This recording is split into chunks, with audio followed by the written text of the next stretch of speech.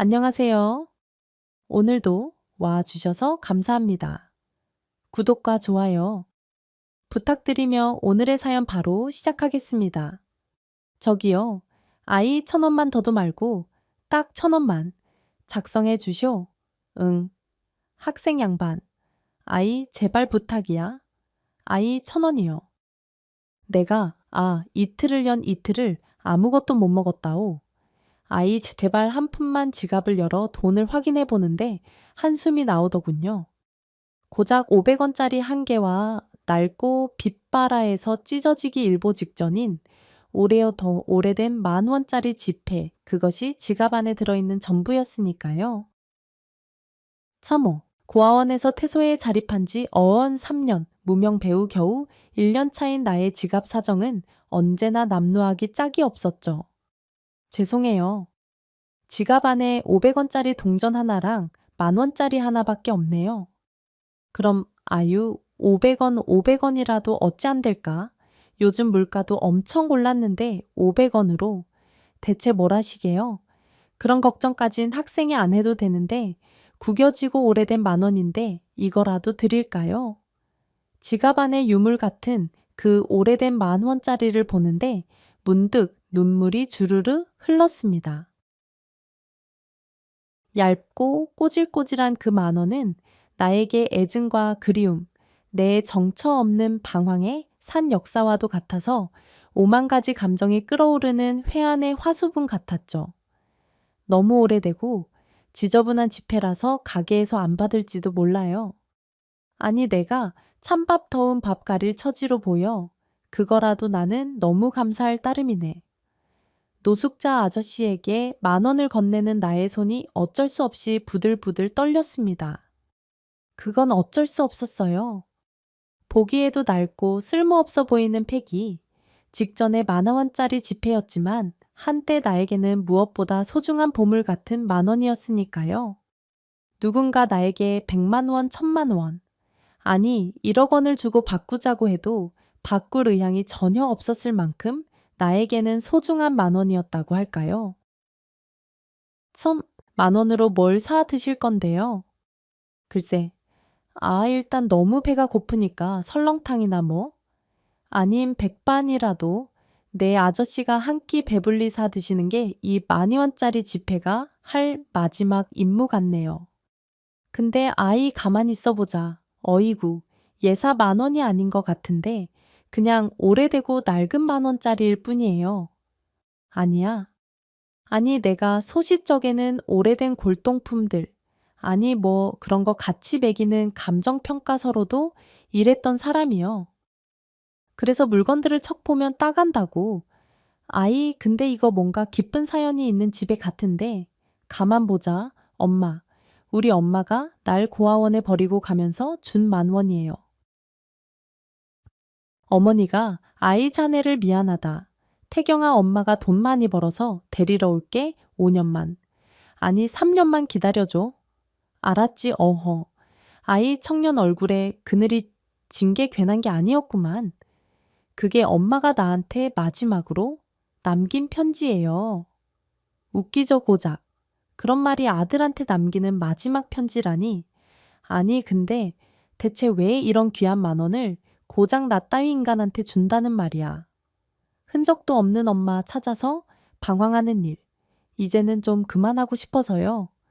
그래도 그렇지. 아니 어떻게 엄마의 마지막 흔적을 그렇게 함부로 버리려고요.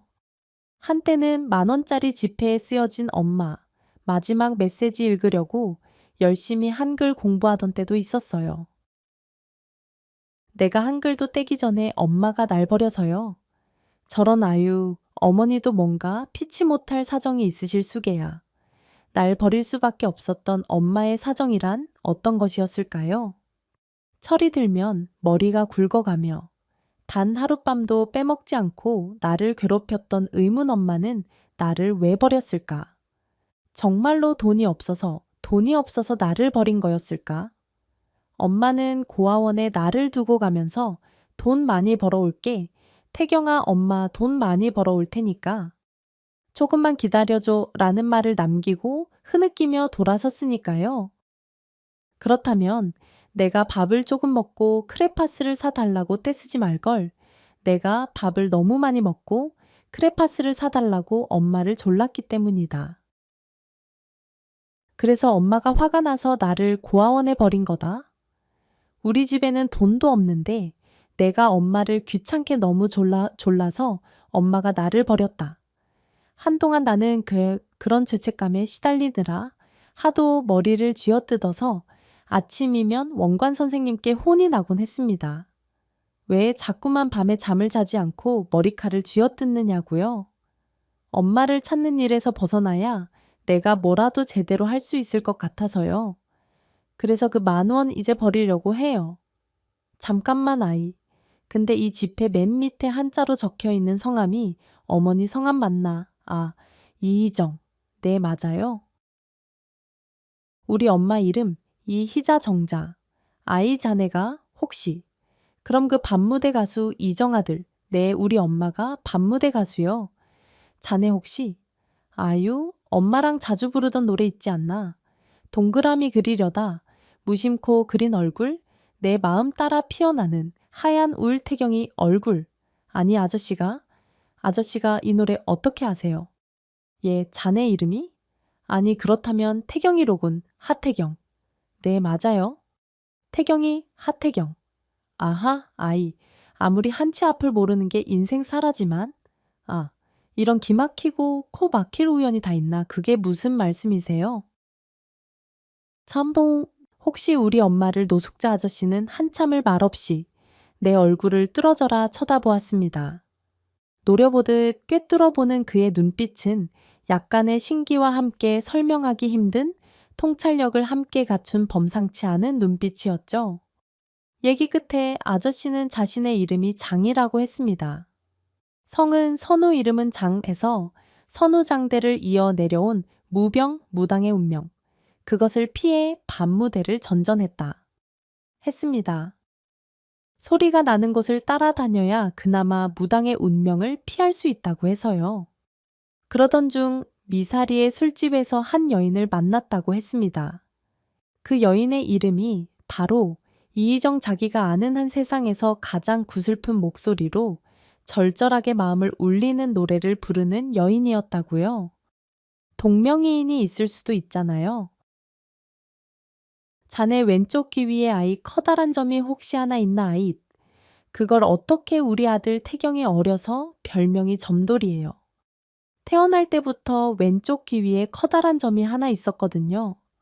내 오른쪽 발목 위에 커다란 반점이 글쎄 아들아이 귀의 점으로 떡하니 나타날 줄 어떻게 알았겠어요? 너희 엄마가 술만 취하면 하던 말이다. 아, 지금 슬쩍 내 귀의 점을 보고 때려 맞춘 거 아니고요. 10,000원 적선에 대한 보상치고 너무 장황한 구라를 치시는 것 같은데 내가 지금 이렇게 서울역 한복판에서 빌어 퍼먹고 산다고 그런 거짓말할 사람으로 보이나? 아니 그런 게 아니라 너무 말도 안 되는 말씀하시니까 자네 유복자지. 자네 엄마가 임신 8개월 때 버스 교통사고로 돌아가신 것도 모자라. 지인 빚 보증까지 잘못 써서 죽는 바람에 월급이 고스란히 자네 어머니가 떠안고 혈혈단신 의지할 부모 하나 없던 자네 어머니 어쩔 수 없이 고아원에 자네를 맡길 수밖에 없었어. 아저씨 우리 엄마 진짜로 아시는군요. 이제야 내 말을 믿어. 우리 엄마 살아계세요. 살아계신다면 어디 계세요? 예, 마지막 본 거 언제예요? 아이 하나씩 물어봐. 우리 엄마 계신 곳 알아요. 알아, 말씀해 주세요. 당장, 예, 지금 우리 엄마 어디 계세요? 예, 엄마 계신 곳 말해주기 전에 아이 자네 엄마 이희정이 어떻게 살았는지부터 좀 듣겠나 지금? 그게 문제인가요? 엄마가 계신 곳부터 말해요. 이거 보니까 당신 진짜 규모한 사기꾼 아니야? 아님 나한테 돈을 더 원해. 아이 보자 하니까 이 정년이 나를 보자기로 아나 아이 핫바지로 알아. 아이 부모 없이 컸어도 노눈이 저 섬진강 1급수 강물처럼 맑아서 반듯하게 걷구나 했더만 위아래도 모르고 일이 막무가내였어. 청년 아이 죄송합니다. 그건 아니니까 노여움 푸세요. 제발 노여움 푸시고 엄마 계신 곳, 우리 엄마 계신 곳 좀 빨리 말해달라고요. 노여움 증오, 원망살이. 이 자네 눈에 그런 것이 가득해. 아, 왜 자꾸 쉰소리만 하세요? 아저씨, 혹시 우리 엄마 있는데 모르는 거 아니에요. 그러면서 나한테 거짓말만 늘어놓는 거 아니죠? 엄마에 대한 증오, 미운 분노를 내려놓게 하고 싶어서. 그래, 아, 당신 엄마, 이희정은 그렇게 아들한테 미움 받아야 할 사람이 아니라서 자네가 엄마에 대한 미움을 버리고 엄마를 이해하게 만든 다음 어머니가 있는 곳을 말해주고 싶어서 그래? 아이 진짜 돌아버리겠네. 아저씨 내가 가진 전 재산이 지금 현금 한 300만 원 정도 돼요. 고아원에서 독립해서 혼자 산지 얼마 안 되고 직업도 겨우 삼류 엑스트라 무명 배우 해서 겨우 가진 돈이 그게 전부예요. 그거 다 드릴 테니까 우리 엄마 어디 있는지 좀 당장 말해줘요. 아이 답답한 청년이네. 자네 엄마가 어디 있는지 내 말해줄 거야. 아니 단자네가 내 얘기를 다 들은 후에 아이 못 말리겠네. 아이 그럼 말해보세요. 아이 어서 말해보시라고요. 내가 들어야 한다는 그 얘기요. 선우장 아저씨는 서울역 한 귀퉁이의 벤치로 나를 끌고 가서 기나긴 얘기를 시작했습니다. 그가 들려준 이야기는 한 편의 드라마와도 같았죠. 주인공인 우리 엄마 이희정이 드라마 속에서 어떤 인생을 살았냐고요? 엄마는 나를 버리고 일단 밤무대 가수가 되었다고 합니다. 제랄, 가진 게 주머니 속 재주라고 엄마는 결혼 전 앨범을 내기도 했던 가수였거든요. 앨범이 대박이 나거나 인기가 많았던 것은 아니지만요. 몸이 약해 식당 일이나 마기를 할 수도 없었고 당장 돈을 벌 수 있는 일은 엄마 입장에서 무대에서 노래 부르는 것 그것뿐이었을 겁니다. 엄마 노래는 어땠어요? 한 마리 작은 새가 머리에 하얀 치작 꽃을 꽂고 서글픈 울음을 뒤적이는 것 같았다고 할까?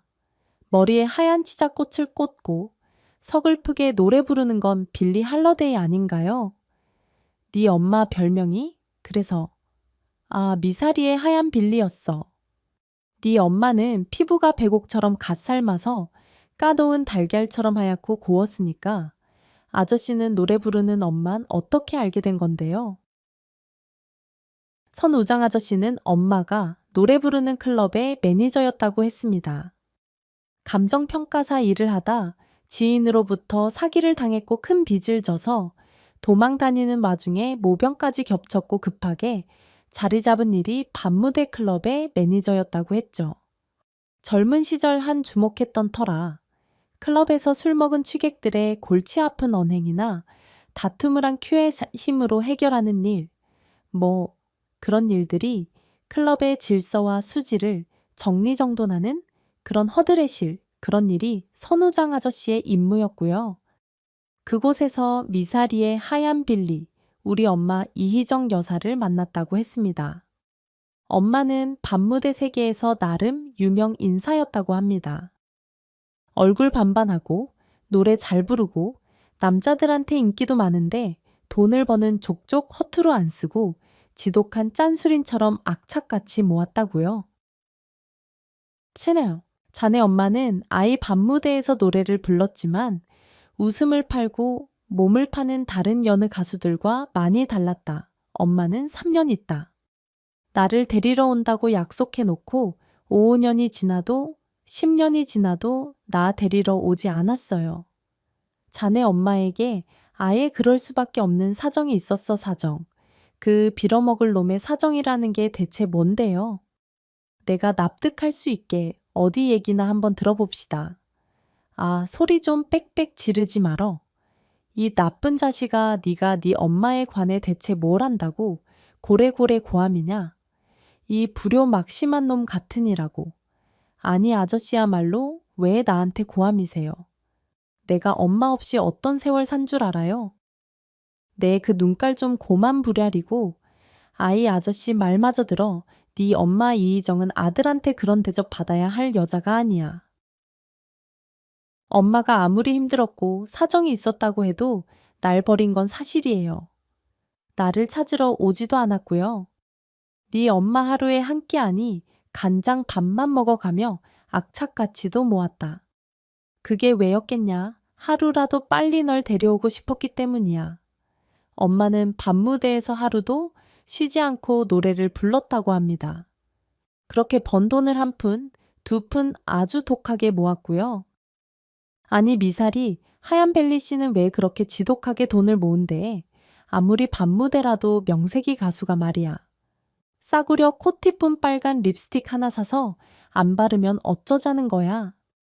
무대 의상도 맨날 똑같은 그 낡아 빠진 반짝이 원피스고 아무리 노래 실력으로 뭉깬다지만 너무한 거 아니야. 자기 나 돈 열심히 벌어야 되는 거 알잖아요. 6살 빼기 내 아들이 고아원에서 나 기다려요. 걔는 매일 울면서 엄마 기다리는데 내가 연지 사서 바르고 분 사서 찍어 바를 시간이 어딨겠어요. 애그 박복한 년, 여기 무대 뛰는 년, 치고 팔자, 좋은 년 못 봤지만 너도 참 인생사 오지게 기구하다. 돈이 그렇게 급하면 차라리 스폰을 하나 물든가. 거 누구야? 삼거리 해장국집 건물주. 초에 사장이 자기한테 관심 많던데 돈도 돈이지만 우라들한테 떳떳하려면 그건 안 돼요. 애가 커가면서 새아빠 있는 게 좋겠어요. 난 울 아들이 눈치 보면서 크게 하고 싶지 않아요. 아무리 없어도 내 품 안에서 맘 편하게 크게 하고 싶지. 말이 좋아 쉽지. 어디 그게 쉽냐고. 여자 팔자 뒤웅박이란 말이 괜히 나와. 아들도 철들고 커가 봐라. 엄마가 돈 많은 사람하고 재혼해서 능력 있는 새아빠 만들어 오면 감사합니다. 할 걸 그럴까요? 글쎄요, 엄마는 그렇게 하루하루 본인 건강이 상하는 것도 모르고 밤무대에서 열심히 노래했다고 합니다. 하루에 한 끼 간장 밥만 먹어가며 주변에서 지독한 수전론에 자판기 커피 한 잔을 살 줄 모르네. 고아원에 버린 아들 때문이 아니라 숨겨놓은 기둥서방 노른 빚 때문에 저렇게 사실은 악착같이 돈을 모으는 거라네. 등등 이상한 소문과 갖은 타박 욕을 들어가면서요. 엄마는 밤무대 여가수면서 손님들이 건네는 술이나 주파의 장단, 맞추듯 받아주는 면도 없이 빡빡해서 클럽의 사장은 엄마를 별로 좋아하지 않았다고 합니다. 미사리 허용빌리 씨, 아이 할 말 있으니까 사장실로 좀 따라와봐. 사장님 저한테 하실 말씀이란 게 뭐예요? 진짜 몰라 물어. 아니, 나 진짜 마음에 안 들어서 왜 갑자기 그러시는 건지 우리 클럽이 무슨 카네기 올인 줄 아나 보지. 당신 내에 우리 클럽은 예술의 전당도 아니고 그 뭐냐. 아이 전국 노래자랑 그 뭐시기도 아니야. 무슨 말씀을 하고 싶으신 건가요? 그 대먹지도 않은 고상 떠는 척 당장 그만두라고. 아영이가 술 팔고 노래 팔고 웃음 파는 데지. 누가 당신 노래 들으러 오는 데 같아. 제가 할 일은 무대에서 노래하는 일이라고 그렇게 알고 순진한 거야. 멍청한 거야. 테라, 나이도 처먹을 만큼 처먹었으면은 세상 돌아가는 잊지 말고 처신해야지. 제가 할 일은 무대에서 노래하는 일, 사장님. 제가 잘못한 거라도 아이 사람 진짜 빡 돌게 만드는 스타일이네. 이렇게 말귀를 못 알아들어서야 원아이 삼거리 초일, 사장 5년 단골 박 사장. 그 뭐시기야? 아이 사채 똥 굴리는 조폭 김모시기까지. 아이 당신이야. 너 생고사리 마냥 뻑뻑하게 구는 통에. 아유, 울클럽 발길 끊는 데잖냐. 술맛 떨어진다고. 밤무대 여가수의 노래를 듣고 노래만으로 만족하지 못하는 남자 손님들의 비위를 거스른 잘못, 오마의 잘못은 그것이었다고 합니다. 눈치 없이 고상하게 무대에서 노래만 부르려는 자존심. 그건 엄마가 애초에 반응이 별로였어도 앨범을 낸 정식 가수였기 때문일까요? 첫통 아니면 정말 후에 만날 아들인 나를 위한 엄마만의 신념과도 같은 자존심이었을까요? 너무 한없이 투명한 물속에는 고기가 한 마리도 살 수 없다고 하지요. 그런데 말입니다. 고기를 한 마리도 키우지 않고 사는 것도 누구에게나 허락되는 사치는 아니죠. 고기를 한 마리도 키우지 않고 사는 자존심을 지키려면 가진 돈이 있어야 한다는 거. 체념 고상함 여자로서의 엄전한 삶. 그런 것들을 선택할 권리는 자신의 고든 마음이나 주관 따위에 있는 것이 아니라 오로지 돈이 있느냐 없느냐 그 여부에 달려 있다는 것. 그 쓰린 진실을 엄마도 모르진 않았습니다. 누나도 좀 대충 살면 안 돼요. 나더러 갑자기 대충 살라니? 그건 또 무슨 말이야. 다른 반 무대 여가수들처럼 적당히 웃음도 팔고 술도 팔고 아이 좀 짜증나겠지만 손 정도는 슬쩍 잡아주고 그러면서 아이 그렇게 하면 사전 눈밖에 나는 일도 없잖수. 내 옆에서 보기 너무 답답하고 안 됐어서 그래요. 난 노래 불러서 돈 벌러 온 거지. 여기 몸 팔러 온 거 아니야. 누가 누나더러 몸 팔래요. 그냥 아이 좀 적당히 살살 애교 부리고 융통성 있게 상황을 넘어가란 거지. 노래 끝나면 손님들하고 합석도 좀 하고 술도 한 잔 받고 아이 손목 한 번 정도 슬쩍 잡혀주라는 거야. 적당히 깔깔오 웃으면서 난 싫은 사람하곤 밥도 못 먹고 술도 못 먹어. 내 생겨 먹은 게 원래 그래. 아, 정말 누나 사장한테 한 번 더 찍히면 아웃이야. 내가 어제 사장님 매니저하고 하는 얘기 들었어요. 여기 잘리면 딱히 갈 데도 없으면서 어쩌려고 그래요. 진짜 그러게 말이다. 빨리 돈을 모아야 울 아들 태경이 데리러 가는데 애밀한 게 이 모양, 이 꼴이니 나도 참 한심하고 갑갑하다. 그치 울 태경이가 원하는 건 엄마가 하루라도 빨리 저를 데리러 오는 걸 텐데 내가 이럴 때가 아닌데 말이야. 누나, 그러니까 누나도 좀 적당히 타협을 해. 이런 게 정 싫으면 차라리 식당 설거지를 나가든가 깔끔하게 여보셔. 선우장 씨, 내가 이래봬도 가수야. 남들 아무도 모르는 이름 없는 앨범 냈지만 명색이 가수라고. 아니, 명색 갖다 붙일 것도 없다. 내 직업은 가수고 나 노래하는 사람이야. 그런 사람한테 뭐 다른 걸 하라는 거니? 그래, 내 상황 갈급해서 다른 거 한다고 쳐도 그럴 체력도 안 된다. 그게 솔직한 변명일 것 같네. 참 누나 못 말리는 사람이요. 현실은 시궁창 속은 썩어 문드러져 가는 문둥이, 주제의 껍질 속. 아웅은 왜 그리? 또 고고아우. 그러게나 말이다. 주제 파악도 못하고. 그치 나도 알아. 내가 주제 파악 못하는 거. 그런 소리가 아니잖수. 아들내미 고아원에서 잘 큰데 그제도 고아원에 몰래 찾아갔었어.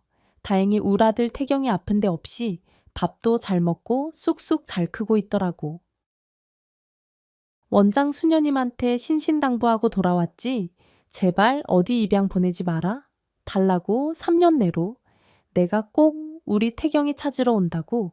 꼭 그러니까 누나 좀 둥글둥글하게 살자. 그래 네 말 무슨 말인지 잘 알아.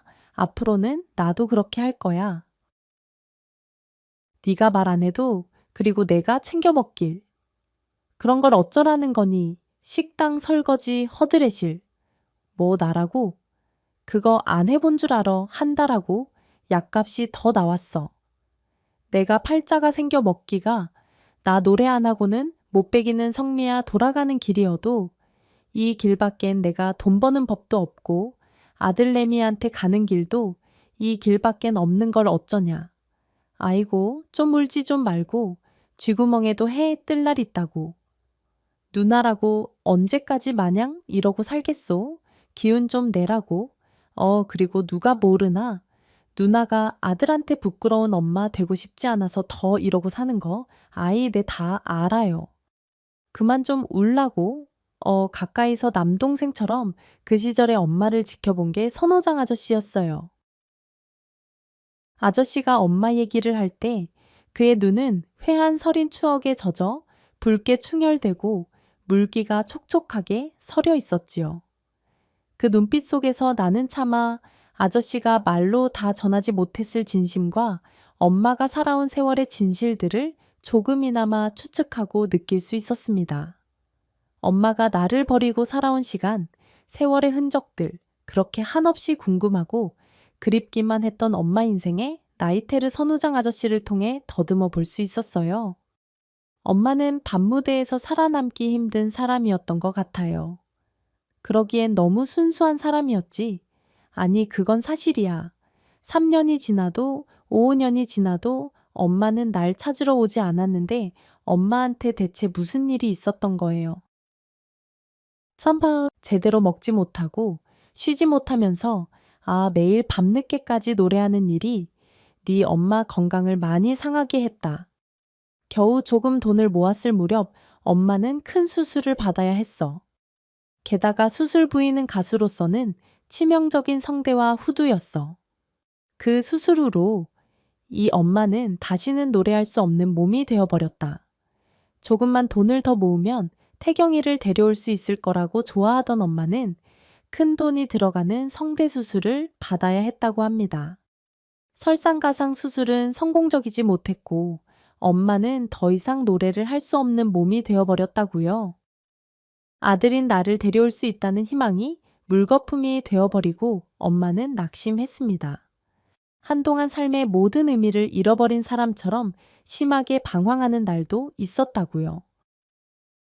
차리, 누님 오늘도 또 수리오 아니 아들한테 부끄럽지 않은 엄마 되겠다고 큰 소리 치던 그 당당하던 이희정 씨는 어디 가고 맨날 술이나 들이붓는 신세가 되었단 말이오.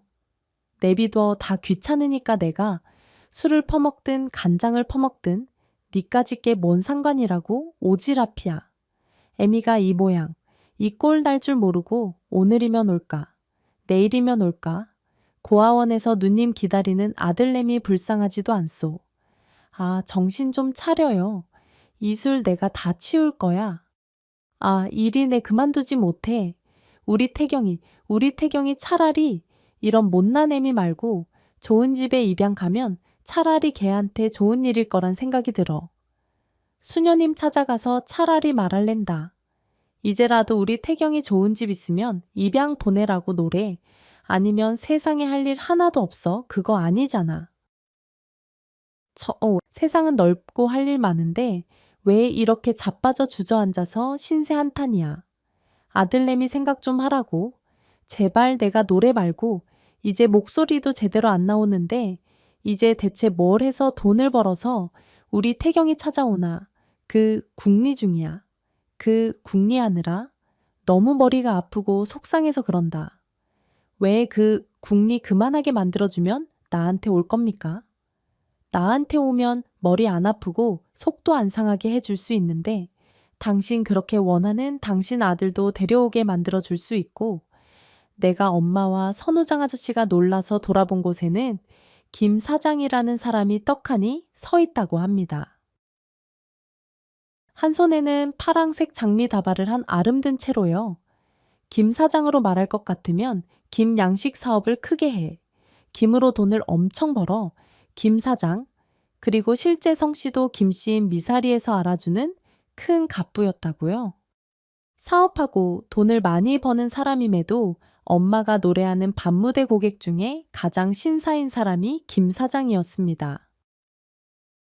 다른 간밤무대 여가수들의 노래는 안중에도 없고 애초부터 엄마의 딸의 골수팬을 자청하던 사람, 엄마의 골수팬이면서도 단 한 번도 지저분한 출근댐이나 추파를 보이지 않았던 사람, 비가 후두둑 쏟아지는 날이면 두둑한 지폐 다발을 커다란 꽃다발 속에 숨겨 몰래 선물하던 사람, 그리고 그 꽃다발이 당시엔 구하기도 힘든 파란색 장미꽃 다발이었다는 것. 비가 오는 날이면 자신에게 지폐를 꽂은 파란색 장미 다발을 선물하는 사람이 대체 누구인가 궁금했던 엄마는 한 큐에 그 꽃다발의 정체를 알게 되었죠. 그리고 물었습니다. 왜 하필 비 오는 날마다 파란 장미 꽃다발을 내게 선물한 건가요? 당신이 어떤 얘기 끝에 비 오는 날이면 기분이 몹시 슬퍼진다고 해서 비 오는 날 아들과 헤어져서 당신은 비 오는 날만 되면 기분이 견디기 힘들어진다고 하지 않았소. 당신 슬픈 게 싫어서. 그럼 또 왜 하필 파란 장미였어요? 장미는 빨간 게 흔하고 예쁘기도 하던데. 남자들 추파도 싫어하고 듣기론 돈을 아무리 많이 줘도 스폰 같은 것도 절대 안 하는 여자라 하고 예쁘긴 한데 참 티 없이 맑고 차갑게 예쁘구나 싶어서 그런 모양새가 파란 장미 닮아서 내 눈엔 당신 닮은 꽃이 파란 장미라 싶어런 잡초보다도 못한 나를 그렇게 봐주는 사람이 세상에 있다는 게 난 신기하네요. 의지할 곳 없었던 엄마 출구가 보이지 않았던 엄마는 그렇게 김 사장이란 사람과 재혼을 했다고 합니다. 재혼과 동시에 엄마와 김 사장은 나를 데려오려고 했답니다. 그런데 마침 그 즈음 기약도 없이 아주 갑자기 고아원은 이전과 확장을 했고 차일피일 나를 데리러 오기로 한 계획이 미뤄지던 때쯤 김 사장의 어머니, 엄마의 시어머니가 대구에서 상경을 했다고요. 소식도 허락도 없이 결혼식을 올린 아들에게 시어머니는 대노했고 당장 이 결혼 물으라고 노발대발했답니다. 그런 상황에서 결혼 전에 낳은 아들인 나를 데려오겠다는 말은 차마 입 밖으로 꺼내지 못했죠. 김 사장은 완고하기 짝이 없는 자신의 어머니를 어떻게든 설득하려고 했다네요. 어머니, 내가 살면서 언제 어머니 뜻거스른 적 있습니까? 세상 알아주는 효자가 저였잖아요. 평생 같이 살 여자 고르는데 그거 하나 제 마음대로 못합니까? 이거 하나만, 이 여자 하나만 제 뜻대로 하게 해주세요. 부탁입니다. 괘씸한 놈 같으니라고 어디 여자가 없어서 근본도 모르는 반무대 여가수를 며느리로 데려와. 우리 집안이 대체 어떤 집안인데 네 아버지가 어떻게 일군 재산이고 기업인데 저런 떠돌이 날라리를 아이고 속이야. 아이고 머리야. 어머니. 희정이 정말로 좋은 여자예요. 반무대 가수 뭐가 어때서요? 그런데 있었어도 누구보다 행동 바르고 단정한 여자예요. 그래서 제가 사랑한 거고요. 어머니, 저 여자 얼굴 보면 모르시겠어요? 네가 반반한 전현 나짝에 눈이 헷가닥 멀어 그런 소리 씨부리는 거야. 전현이 근본이 있냐? 집안이 있냐 아니면 재산이 있어 아무것도 가진 거 없고 과거도 모르는 여자를 떡하니 데리고 들어와서 뭐 생긴 건 아주 말라. 비틀어져서 밥 한 끼 제대로 차려내면 다행이게 생겼구나. 어머니, 제발 그만하세요. 눈에 뭐가 씌어도 단단히 씌어서는 어이구, 영감, 어이구. 이런 꼴을 나만 보라고 그리 먼저 가셨소. 어이구, 어머니 허락도 받지 않고 결혼한 거 제가 정말 잘못했습니다. 그렇지만 저희끼리 아이 낳고 오순도순 사는 모습 보시면 어머니 마음도 변하실 거예요. 예, 아이 제발 마음 푸세요. 채채, 뭐 아이 손주? 아니 그럼 니들 뭐 좋은 소식이라도 있다는 개냐 김 사장과 결혼한 지 얼마 안 되어 엄마는 임신을 했다고 합니다. 김 사장과 엄마는 일단 아이를 낳게 되면 시어머니의 마음도 풀릴 거고 그렇게 일단 시어머니의 마음을 푼 다음 저를 고아원에서 데리고 오기로 합의를 보았다고 합니다. 엄마는 마음이 아팠고 당장 나를 데리러 오고 싶었지만 엄마도 임신해서 점점 배가 불러오는 입장인데다가 집안 분위기상 당장 나를 데려올 수는 도저히 없는 상황이었죠. 여보, 정말 미안해. 당신의 가장 큰 슬픔이 뭔지 알면서 그걸 해결해 주겠다고 큰 소리치고 당신과 결혼해 놓고 이게 무슨 짓인지 지금 어머니 상황이 우리 태경이를 데려왔다간 너무 큰 분란이 날 게 뻔하네요. 이런 상황에서 아들아이 내려오면 그 상처가 고스란히 아이한테 갈 텐데 당신이 출산하면 어머니 마음이 풀릴 거예요. 아니 그때는 어머니 마음이 풀리지 않는다. 하더라도 무조건 태경이 데리고 옵시다. 어머니한테 손주 안겨드리고 그때까지 기다리는 예의를 보이고 그 후엔 당신하고 한 약속 곧 지키겠어요. 당신 아들 태경이 내가 데리고 오리다. 김 사장과 엄마는 그렇게 약속을 하고 하루하루 출산일만 기다렸다고 합니다. 누구보다 출산일을 기다린 건 엄마였죠. 뭔가 합당하고 떳떳한 구실을 만들고 나를 데리고 오고 싶은 마음 욕심, 하루하루 남산만큼 불러오는 배를 보면서 엄마는 무슨 생각을 했을까요? 마침내 막달이 되고 난상 끝에 엄마는 예쁜 딸아이를 낳았다고 합니다. 참, 여자아이. 그러니까 내 여동생의 이름은 나의 이름을 따서 테리라고 지었다고요. 그런데 운명의 장난일까요? 아니면 엄마의 인생이 행복해지길 바라지 않는 하늘의 장난일까요?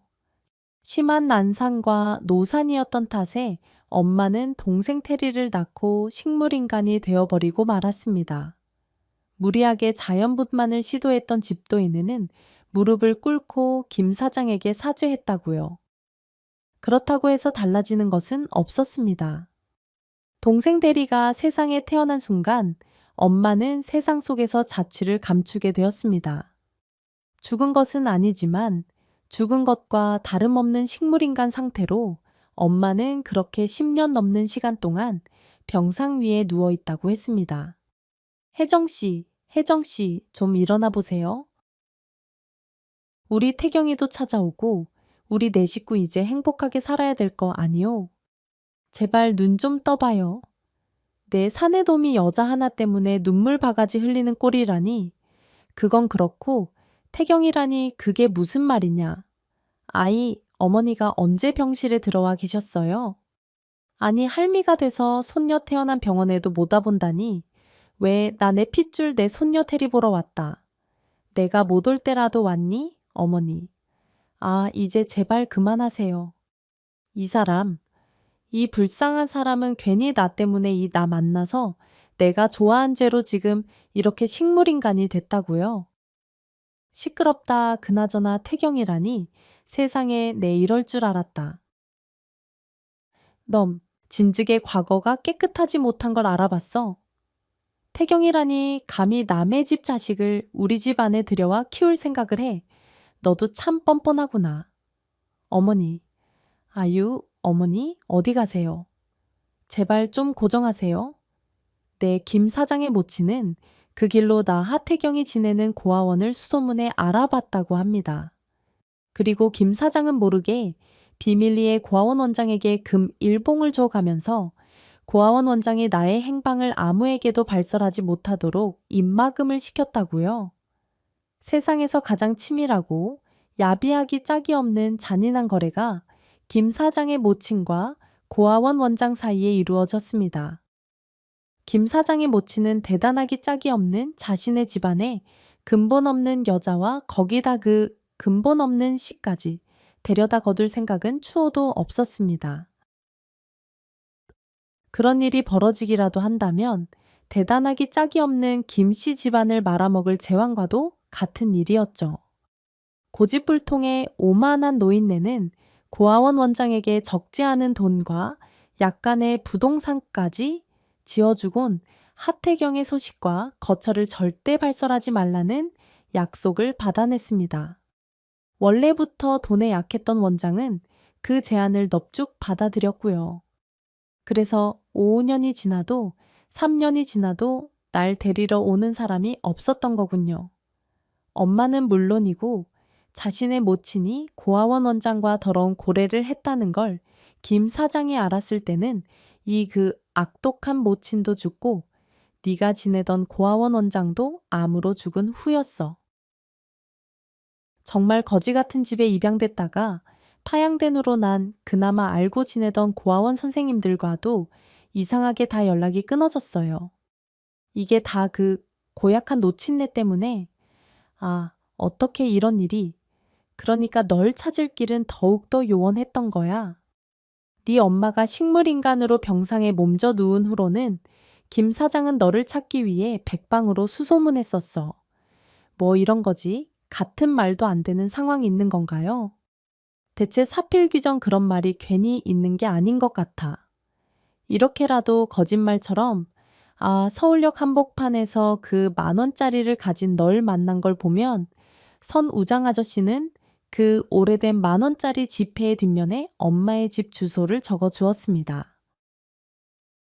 배고픈 노숙자에게 적선하고 던져버렸던 10,000원짜리에 엄마가 사는 곳의 주소가 떡하니 적히는 그 순간의 심정을 어찌 말해야 할까요? 떨리는 손으로 부들부들거리며 10,000원짜리를 건네갔는데 어쩔 수 없이 주르륵 뜨거운 눈물이 흘러내렸습니다. 선우장 아저씨는 내 어깨를 툭툭 두드리며 이제 그만 지체하고 어서 빨리 엄마에게 가보라고 했지요. 난 감사 인사도 제대로 못한 채 서울역을 뛰쳐나와 정신없이 달려갔습니다. 식물인간 상태지만 그래도 아직 숨을 쉬며 살아있는 엄마가 계신 그 집으로요. 누구세요? 그러니까 아니 누구신데 자기가 누군지 제대로 말도 못하고 버벅거려요. 아줌마 대체 무슨 일로 소란이에요? 사장님 다름이 아니라 젊은 청년이 한 명 찾아왔는데 누구냐 물으니까 제대로 말을 못해서요. 좀 수상해 보이는데 돌려보낼까요? 정년이라고 아이 잠깐 그러지 말고 내가 누군지 보겠어요. 그날따라 아침부터 이상한 예감에 사로잡혔던 김 사장은 수상한 청년이라는 가정부의 말에 버선발로 현관문 밖으로 나왔습니다. 김 사장은 뭔가 한 큐에 나 하태경을 알아본 것 같은 얼굴이었어요. 아무 말도 하지 않았지만 그의 표정에서 눈빛에서 난 알 수 있었죠. 늦은 시간에 불쑥 찾아와서 죄송합니다. 안녕하세요. 제 이름은 하태경이라고 합니다. 대경이 하태경 자네가 정말 하태경이 맞나? 네, 맞습니다.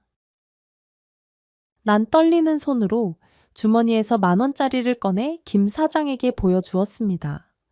20년도 넘은 그 10,000원짜리 지폐에서 볼펜으로 흘겨 쓴 엄마의 오래된 글귀를 보고 김 사장은 자리에 주저앉아 눈물을 흘리더군요.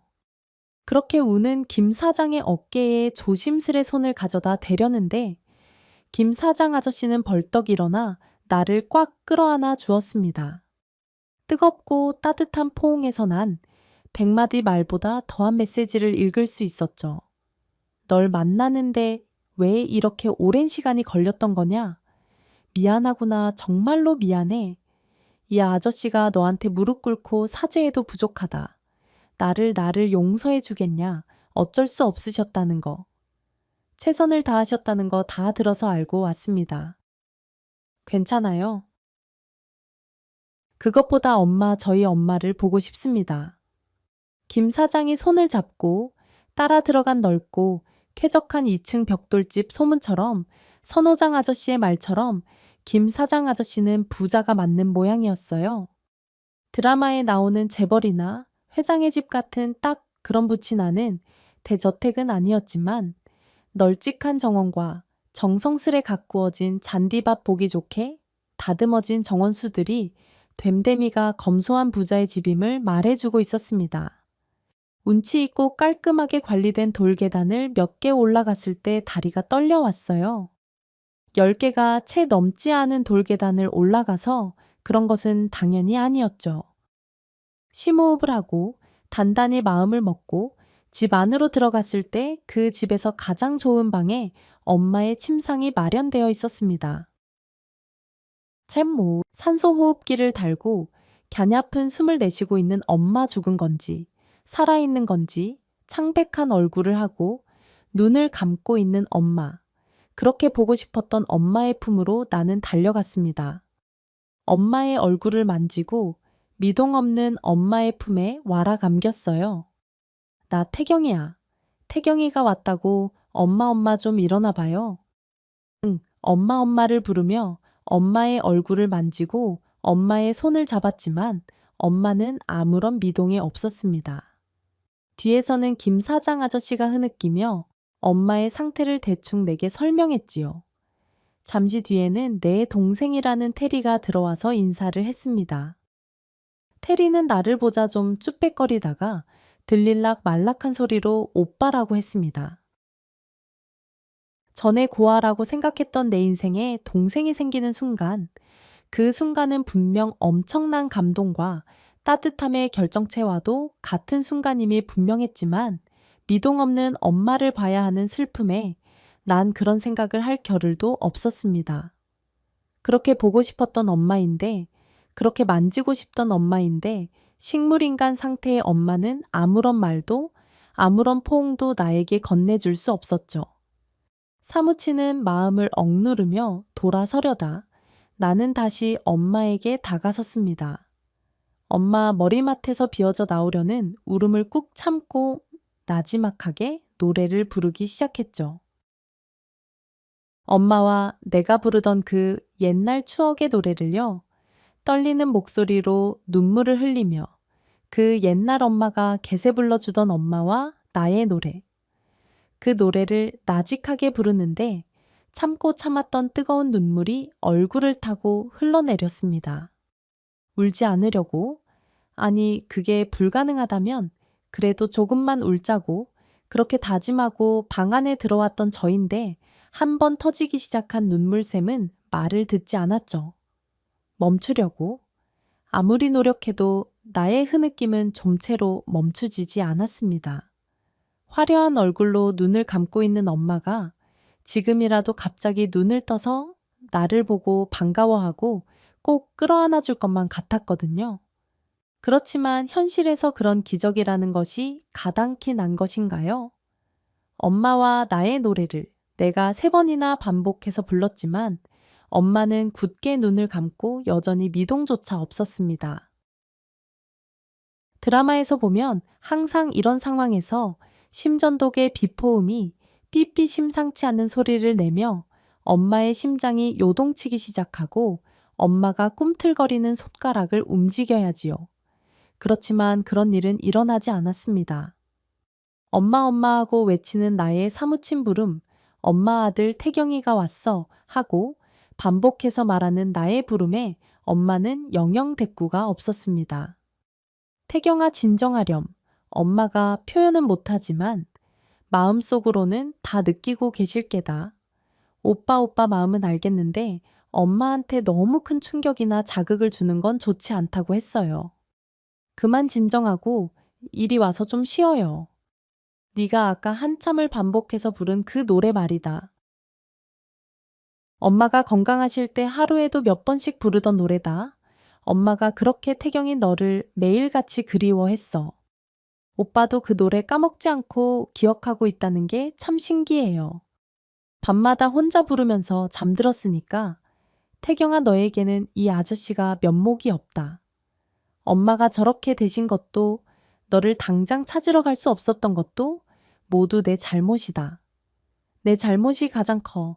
너에게 용서해 달라는 말을 하기도 염치가 없구나 아니에요. 선우장 아저씨한테 다 들었어요. 나 엄마 원망 하나도 안 해요. 아저씨도 마찬가지고요. 다 이해해요. 엄마만 건강하게 깨어나실 수 있다면 소원이 없겠어요. 엄마를 찾아간 후로 나는 김 사장 아저씨의 강력한 권유로 엄마와 김 사장 아저씨의 집에서 기거하게 되었습니다. 처음엔 아무리 엄마가 몸져 누워있는 엄마의 집이라지만 새아버지와 아버지가 다른 동생이 사는 집에 들어간다는 게 영 내키지 않고 고민스러웠죠. 그러나 나 테리김 사장 아저씨, 이렇게 셋이서 엄마를 돌아가며 보살피자는 제 일을 테리와 아저씨가 했고 나는 흔쾌히 수락했습니다.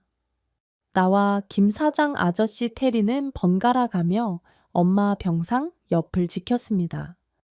2명의 남자와 귀여운 딸이 엄마의 병간호를 앞다투어 하려는 통에 집에서는 매일 작은 다툼과 경쟁이 일어났지요.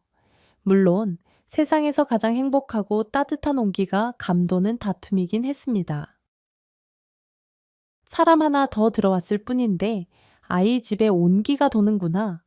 태경아 고맙다 같이 살자는 아저씨, 제 일을 흔쾌히 수락해줘서 아니에요. 변변하게 오갈 데 없는 저 믿고 받아주셔서 제가 더 감사해요. 우리 가족 엄마만 자리에서 일어나면 정말 완벽하고 행복할 텐데 그치, 태경 오빠. 그러게 말이야. 아이, 그렇게만 된다면 나도 더 바랄 것이 없겠다. 참, 그리고 태경아. 아니, 네가 전에 하던 일이 배우라고 하지 않았냐? 네, 근데 대표작이 있는 것도 아니고 연극 무대 몇 편 영화에서 엑스트라 몇 번 한 게 다예요. 아직 갈 길이 멉니다. 이젠 엄마도 있고 아빠도 있고 동생 대리까지 이 든든한 지원군이 있으니까 천천히 대학 입시부터 알아보자. 연극 영화과 같은 데 가서 제대로 연기 수업 받아보는 게 어떨까? 고맙습니다. 아저씨, 김 사장 아저씨의 도움으로 나는 형편이 안 돼 진학하지 못했던 연극 영화과 입시를 준비하게 되었습니다. 입시 준비를 위해 수능 학원도 끊고 연기를 제대로 배우기 위해 제대로 된 유명 선생님에게 개인 레슨도 받을 수 있게 되었어요. 입시 준비에 바쁜 날을 대신해서 엄마의 병간호는 테리와 김 사장 아저씨가 더 많이 하게 되는 날이 많아졌습니다. 이것에 관해 저는 김 사장 아저씨와 테리에게 많이 미안했고요. 대경아, 네가 공부하느라 엄마 간호 못한다고 미안해 할 거 없다. 수험생에게 가장 중요한 건 합격을 위해 매진하는 것뿐이니까. 오빠, 나는 대학교 졸업해서 취업 준비하다 진로 못 정해서 나름 방황기라 시간이 많은 거야.